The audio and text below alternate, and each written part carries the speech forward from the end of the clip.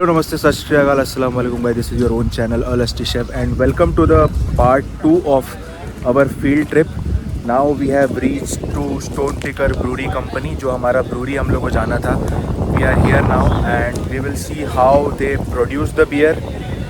Again, I will try to show you as much as I can, but मैं भी खुद इतना क्या बोलते हैं फोकस से देखता हूँ कि मैं कुछ शॉट लेना भूल जाता हूँ और मैं भी फिर सोचता हूँ कि मैं भी आया हूँ तो कम से कम कुछ सीख के जाऊँ. So I will try to capture again as much as I can and बाहर का शायद ही ले पाऊँ व्यू, तो मुझे माफ़ कर देना. But it's a nice environment here as you can see at my back. Everyone is here and the weather is so nice today, fortunately or unfortunately. So let's start this brewery vlog and then we will move to maple syrup farm. So first enjoy this one, guys. Behind the bar and Joe Donkers, and they own Stone Pickers here. They operate it, they brew the beer here. Joe is going to go over the whole process of brewing here at a craft brewery with you. Then afterwards we'll have an opportunity to have a sample. Those of you that don't drink alcohol will have a sample of kombucha. And then we'll have something to eat. You'll have about 20 minutes. If you want to purchase a beer here, a full glass of something, then you might have time to do that at the end also. Okay, so listen up to Joe because the quicker. All for coming out. That was we like these kind of things. They're good. And if you have any questions, just kind of throw them in as we go. I don't mind answering stuff that you want to know what things about if you don't already know what's going on. But okay, I understand you're at the winery first and then you came here. So the fermentation process over there is a little bit different how we get to it than the winery or us. Because we start with barley from a field, which basically is malted. And that's basically just taking a feed barley or field barley, making it wet, germinating it, drying it, and getting it to the proper length of time that it has been growing. And then you have basically a lot of starch that's built up in the seed. The seed then is releasing enzymes, which enzymes, as you probably know, break down the starch into sugar, which we need for fermentation. So that's what we do in the barn. You won't see that part of it, but anyways, so when we get the grain back down to dry after it's been wet for growing, it basically there's a roller mill in the back which just grinds up the barley into small particles. It goes into our first tank, which is it's called a mash tun. A lot of these terms are German, so they're kind of, they have different names for different things, but it's a mash tun anyway. It goes into that. At this point, it's just water with barley. So the barley then we keep, for our ales anyway, it's 152 degrees, and it's kind of just swirled around for an hour. And that activates the enzymes, basically the ones that are in it. And that breaks down at that certain temperature the right blocks of sugar that we need for fermentation on this side. So it goes into that mash tun. That's where most of the magic happens. It takes about an hour to convert the starch all to sugar. The sugar then, and the whole mash, the grain, everything goes into this. It's called a lautering tun. It's nothing more than a tun with a screen on the bottom of it. And we separate the liquid portion from the dry bits of grain that are in there. So that at the end, we've stolen all the sugar out of what we had. And the sugar is actually produced naturally because when the plant is growing in the field, it needs energy before it can see the sun to get out of the ground. And that's why the sugar is there, and we steal it to make beer. So after that process, we basically drain everything through the floor. It gets pumped into this guy, which is a boil kettle. It boils in there for about an hour. Most of our beer boils for 60 minutes. And then we rinse more water through our grain just to get as much of the sugars that we can out of it. Home brewers, they'll get in the 80% range, 81 maybe. We're getting up around 90. It's a very efficient system. We bought the whole thing from a company in China ourselves, imported it and everything, and turned out to be a very good system. It works really, really well. So once everything is in here, we're basically at about 2,000 liters. One batch that we make is 2,000 liters of beer. And if we make a stronger beer, it's actually just put more barley in it. The base malt is what creates your sugar, and the more sugar, the more alcohol, as you probably know. So yeah, so after it's in this guy here, 2,000 liters of basically very sweet water or liquid. We'll add some hops to that. Our IPAs will add hops to the fermenters as well. But right here for our lagers, a lot of our ales, the plainer beers, we'll throw hops in the beginning. They boil 60 minutes, boils all the flavor out of them. All that's left behind is acid. So when you get this acid, it gives you basically a tart flavor, and that gets rid of the sweetness of the beer, and it adds a little bit of flavor and different things, aroma. But as we go along, if we want the flavor from the hops in the beer, they go in later and later. So the ones that we throw in at the end when the boil's over are basically there for flavor and aroma, and not much for bitter. So it depends on what your beer, and every beer, like my wife Mary does the bookkeeping for all this, so she tells me exactly when things have to be done and go in and whatever, because I don't have a good memory. So it works out pretty good. And we have a computer there, basically the PLC, that keeps our time and temperature. So we don't have to worry about going over and turning it up or down or whatever. It does that all for us, which is really nice. Most microbreweries our size don't have that, but we decided, yeah, we want to put that in there. Make our beer more consistent all the way through every time we do it. So from this point, we're in this kettle here, and everything's been boiled for an hour. After that hour, we have to cool it down as quickly as we can and pump it into the fermenters. We have a hose for that. So it comes basically from this guy here through our gizmo here. This is actually for more hops. We don't really use it for that. We use it, it's just a screen inside. So we basically just use it for a filter to keep the hops from going through the system. But so this is a plate cooler or a chiller that we have water coming from the well, basically through it, cold, and that's picking up the heat from the beer, which we want cold. So it's transferring the heat both ways. Water's going through it this way, the beer's going through it this way. Water starts at about 53 degrees under the ground, ends up almost the same temperature as what we started with, about 80 degrees in our water heater tank over there. So we keep that, and then we make the next batch, and we don't have to heat that water. So we've stolen the heat out of the last batch to make the next. The beer coming out at the end is around 27 Celsius. So the 27 Celsius is basically the right temperature for the yeast to start.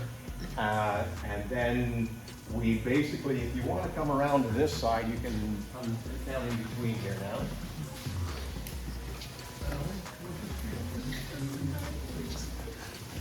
So whichever fermenter we want to pump into, and the fermenters are anything with a cone on the bottom. The ones that don't have cones are bright tanks. They're just kind of holding beer. So they get from that chiller, basically we hook onto a hose and put onto any fermenter that we want, and we pump it in. And then it's at that 27 Celsius. And once we get some action from the, there's nothing much fermenting. One guy over there is still bubbling, but the fermentation process gives off CO2, which bubbles out the bottom, and then you know when the fermentation has started and ended and how far it is.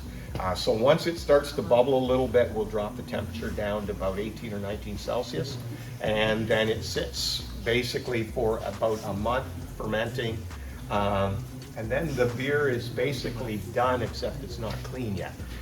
So it's still very murky, basically done, and from that point we put it through centrifuge, which it basically just spins everything like crazy, and gets all the junk out of our beer into a bright tank, and then we carbonate it. So there's a carbonating stone on every tank. We can actually carbonate in here too if we don't have room to move it. But the carbonating stone is basically just, it looks like a hot dog, and it's just perforated stone. And so we put CO2 through it at a very slow rate. A 4,000 liter batch like this will take about almost a week to carbonate. We like to do it really slow. It actually carbonates very nicely. Carbonation, dude? You know, Gives us a fizz. That's Yeah. what Americans love. that's right. And without fizz, a lot of beer doesn't have much to it. Yeah, like Bud Light. But anyways, so from there, after it's been through the centrifuge, after it's been chilled, and every tank here is controlled by the computer as well, the PLC. And there in the corner is a tank of, I think it's 4,000 liters of glycol, which is the antifreeze, and we keep it at about -6. So any tank that needs cooling, the pump comes on, cools it. We can keep our tanks to within 1/10 of 1 degree for fermentation. And the big guys at Labatt's and all them guys, they can do that as well. So yeah, we keep it at a precise temperature for that, and once it's done, like I said, it gets pumped in, we carbonate it, and from there it either goes into kegs, cans. We have a canning machine in the back, we roll in front. Some bottles, we're getting out of bottles, but yeah, mostly kegs and cans. So, yep, and that's kind of the end of the line, and then you kind of drink it. So does anybody have any questions of any kind? I know I've been talking fast for 15 minutes. Any questions? Why, like, is fermenting from Jan 17? Yeah, this guy here is a lager. Our crop tour is a lager. Lager is a German word for longer. It takes longer. You ferment very, very cool, right in the 10 degree range, 12 degree range, and it takes a long time to get going. And to get the right flavor out of your lagers, they have to sit. Labatt's, I'm not sure how they do it. They make Bud Light in 18 days. They have some miracles there that we don't know So anything the about. quickest would be 18 days, and what would the longest be that you would let a lager sit? That is a lager. Like Yeah, they, well, that- yeah, ours sits for at least 3 months. At least 3 months. Yeah. So the difference between a big commercial operation producing beer quickly in 18 days and a craft brewery putting the love and months and months into theirs, right? So it's yeah. What's that? How much total capital do you invest in this whole project? Pardon me? How much total capital do you invest? He wants to go into business. Oh, yeah. If you want to take it all out of your bank account, you better have at least $1 million in there. And otherwise, you go to the bank, and if you go broke, they get stung. So, yeah. But what are the flavors you make? Like what flavors? Flavors? Yeah. Everything. Our crop tour is probably it's like the closest that most people know to a normal beer, like Canadian Budweiser, whatever. We make everything from this to IPAs, which are somewhat hoppy and somewhat bitter. We make an amber, which is basically brown, all the way to a stout, basically like a Guinness type of beer. Everything all the way through. And what's the minimum percentage and highest percentage of beer, alcohol percentage? Oh, the lowest. This is 4% here, and our highest is Kicking the Teeth, which is an IPA. Yeah, 6 point something. 7.1. Yeah, or 7 point. Which yeast do you use? 7.1. Yeast? Yeah, we use about probably 4, 5, 6 different kinds of yeast. We were originally started with White Labs yeast. It comes from basically the companies in California, but it was very expensive liquid yeast. But and we had a lot of problems with it. Like we couldn't. A lot of them. I don't know. It came from a place up in Bracebridge, so far north, and in the winter it would get on a truck and it'd be freezing cold and whatever. We had a lot of problems with it, so we went to fermenters with. Beer, they will take care of you, okay? Yeah, more and it's more.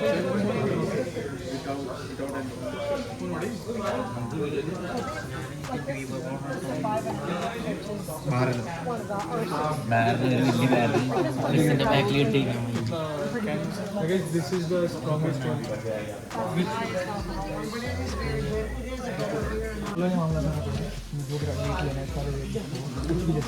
Can you give me one big red? अरे जैसी दमन दमन माहिन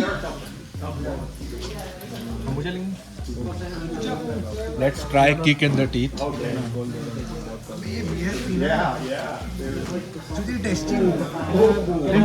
मुझे देखते कैसे या kombucha ही ले रहा हूँ Not the nicest day, sorry. nice on the outside, right? No बंदा तमाले एक बाइट में फेंक दिया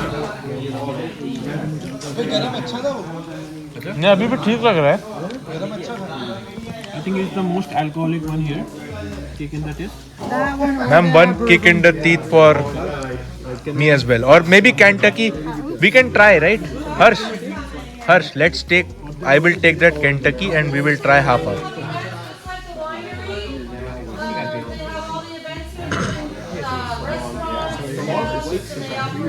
Glasses are coming. kombucha ले रहा है kombucha. तू क्या ले रहा है? अभी देख रहा हूँ वहाँ से अभी तक. कब से वहीं खड़ा है तू? जब से आए. अच्छा चार्ज पे.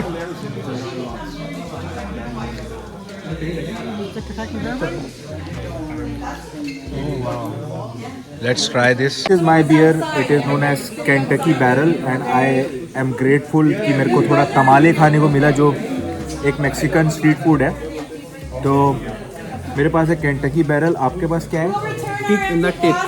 Kick in the teeth इसका अल्कोहल परसेंटेज 7% इसका भी 7 so One of the most alcoholic beer in craft this beers है यहाँ पे. काफी अच्छा है टेस्ट. काफ़ी फ्रूटी फ्लेवर है इसका काफी डार्क है. Strong and dark. इसका फ्रूटी एंड स्ट्रॉन्ग इसका strong and dark. and it's very good like it has lot of fruity flavor but it is not like giving me a bitter taste on my tongue you are getting little bit bitter A lot of bitter taste. it's much more drier Very bitter. bitter is not a correct word is drier Try.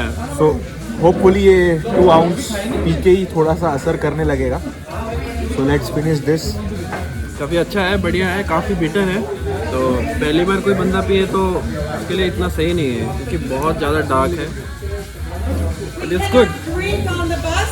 I am not promoting any alcohol but I am just trying some beer here so this is Kick in the Teeth which Harsh tried before and it's a nice beer with 7% alcohol so I am having this and I am ending this video right now because now we are moving towards Maple Farm and we will see how they create the maple syrup so till then cheers with you guys if you have beer in your hand